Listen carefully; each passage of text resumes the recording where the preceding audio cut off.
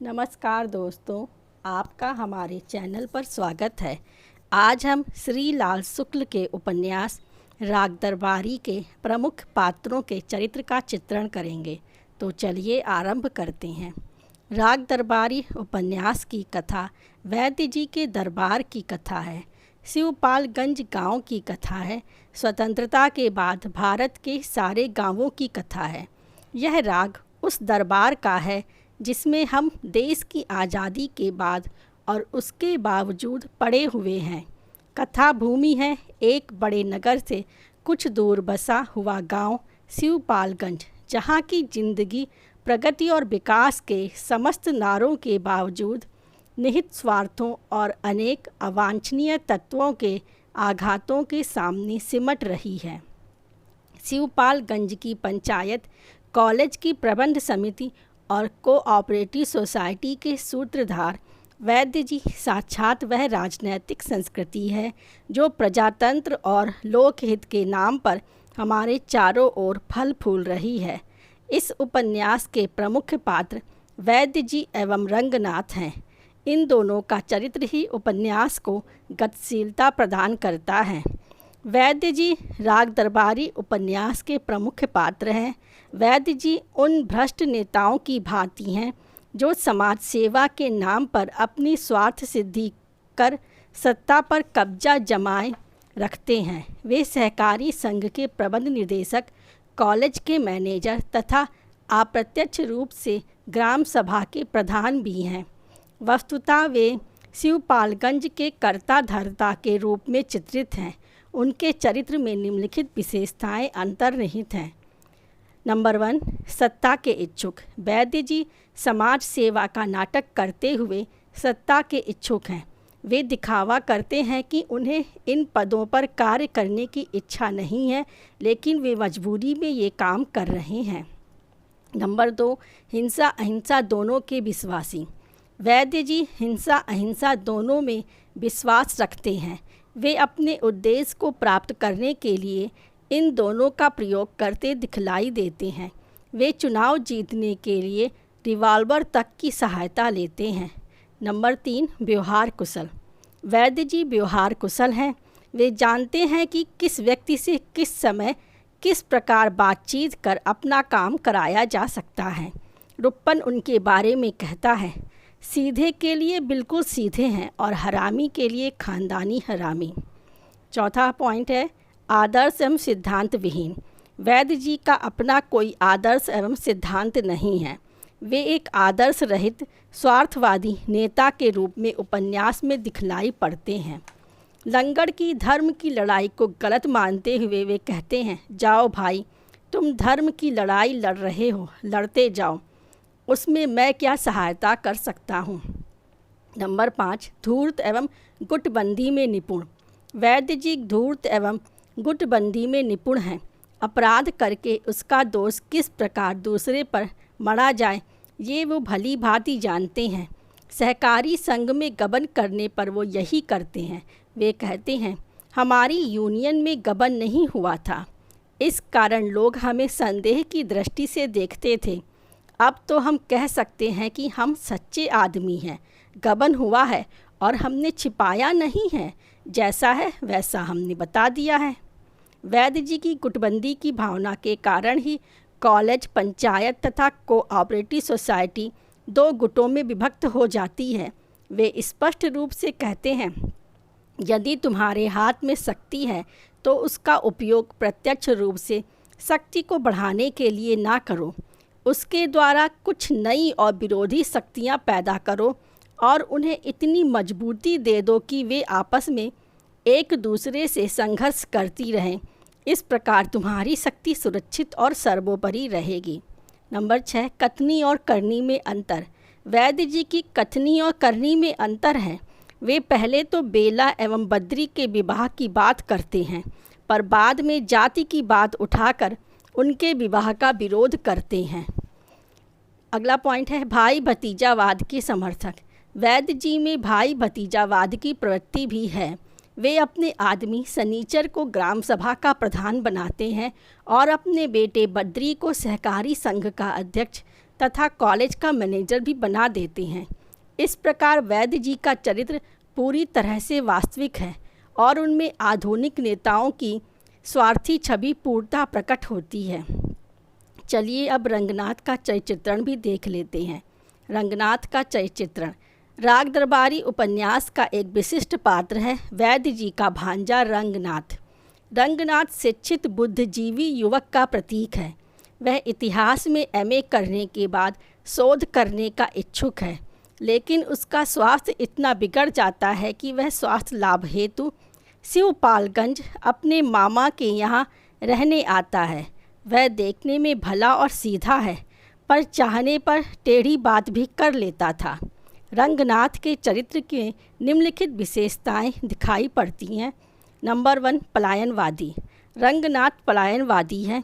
वह शिवपालगंज की घटनाओं को देखता रहता है, पर क्या करना चाहिए उसे नहीं मालूम है। वह प्रतिकूल परिस्थितियों के मध्य समाधान भी नहीं ढूंढ पाता, बल्कि पलायनवादी होकर कहता है, मुझे यहाँ से नफरत हो रही है, मैं कल ही वापस चला जाऊँगा। अगला पॉइंट है विद्रोही। रंगनाथ में विद्रोह करने का साहस नहीं है। वह शिक्षा व्यवस्था की विसंगतियों को देखते हुए भी कुछ नहीं कह पाता, बल्कि जब प्रिंसिपल साहब उसे कहते हैं कि रंगनाथ तुम्हारे विचार बहुत ऊंचे हैं, पर कुल मिलाकर उनसे यही साबित होता है कि तुम गधे हो, तब भी वह चुपचाप अपमान सहन कर लेता है, उस पर कोई प्रतिक्रिया नहीं देता है। अगला पॉइंट है अयथार्थवादी। रंगनाथ यथार्थ का सामना करने से घबराता है। वह शिवपालगंज के यथार्थवादी वातावरण से दूर भाग जाना चाहता है। शुक्ल जी ने रंगनाथ की अयथार्थवादी सोच का चित्रण करते हुए लिखा है, भागो भागो भागो, यथार्थ तुम्हारा पीछा कर रहा है। अगला पॉइंट है असाहसी। रंगनाथ में साहस का अभाव है।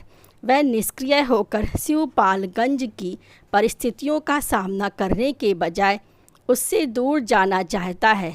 उसमें इतना भी साहस नहीं है कि वहीं डटकर उनका मुकाबला करे। इस प्रकार रंगनाथ ऐसा व्यक्तित्व है जो अच्छा बुरा समझता है, पर व्यवहारिक धरातल पर कुछ नहीं कर पाता है। इसी के साथ ही एक चरित्र और भी है रुप्पन का, जो बहुत ही रोचक है। आइए इसको भी देख लेते हैं। रुप्पन वैद्य जी का छोटा बेटा है। इसके व्यक्तित्व के विषय में श्री लाल शुक्ल लिखते हैं, वे दुबले पतले थे, पर लोग उनके मुंह नहीं लगते थे। वे लंबी गर्दन, लंबे हाथ और लंबे पैर वाले आदमी थे। जननायकों के लिए ऊल जुलूल और नए ढंग की पोशाक अनिवार्य समझकर वे सफ़ेद धोती और रंगीन बुशर्ट पहनते थे और गले में रेशम का रुमाल लपेटते थे। धोती का कौच उनके कंधे पर पड़ा रहता है। वैसे देखने में उनकी शक्ल एक घबराए हुए मरियल बछड़े की सी थी, पर उनका रौब पिछले पैरों पर खड़े हुए हिनहिनाते घोड़े का सा जान पड़ता था। वे पैदाइशी नेता थे, क्योंकि उनके बाप भी नेता थे। तथा रुप्पन बाबू 18 साल के थे। वे स्थानीय कॉलेज की 10वीं कक्षा में पढ़ते थे। पढ़ने से और ख़ास तौर से 10वीं कक्षा में पढ़ने से उन्हें प्रेम था, इसलिए वे उसमें पिछले 3 साल से पढ़ रहे थे। रुप्पन के चरित्र की प्रमुख विशेषताएं निम्नवत हैं। नंबर 1, नेतृत्व क्षमता। रुप्पन में नेतृत्व क्षमता थी। वह छात्रों का नेता था और उसके इशारों पर सैकड़ों छात्र इकट्ठे हो जाते थे। साथ ही वह स्थानीय नेता भी था। तहसीलदार उसका हमजोली, थानेदार उसका दरबारी और प्रिंसिपल उसका मातहत था। यह नेतृत्व क्षमता उसको अपने पिता वैद्य जी से मिली थी। अगला पॉइंट है उत्तरदायित्वहीन। रुप्पन में उत्तरदायित्वहीनता भी थी। वह पिछले 3 वर्षों से 10वीं कक्षा का छात्र था, पर इसके लिए वह शिक्षा पद्धति तथा कॉलेज के अध्यापकों को दोष देता था। वह कहता है, तुम नहीं जानते हो दादा, इस देश की शिक्षा पद्धति बिल्कुल बेकार है। बड़े बड़े नेता यही कहते हैं, मैं उनसे सहमत हूँ। मास्टर पढ़ाना लिखना छोड़कर सिर्फ पॉलिटिक्स भिड़ाते हैं। यहाँ भला कोई इम्तिहान में पास हो सकता है। अगला पॉइंट है सत्यवादी तथा साहसी। रुपन सत्यवादी तथा साहसी भी है।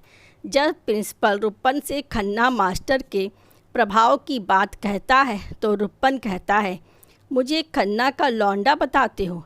मैं किसी साले के गुट में नहीं हूँ, मैं तो सिर्फ सच्चे का साथ देता हूँ। क्या समझते प्रिंसिपल साहब? अगला पॉइंट है अन्याय विरोधी। रुपन अन्याय का विरोधी है। वह इसके लिए अपने पिता का भी विरोध करता है।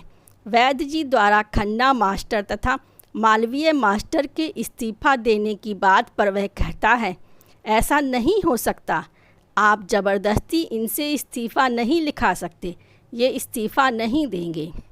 अगला पॉइंट है स्पष्टवादी। रुपन स्पष्टवादी है।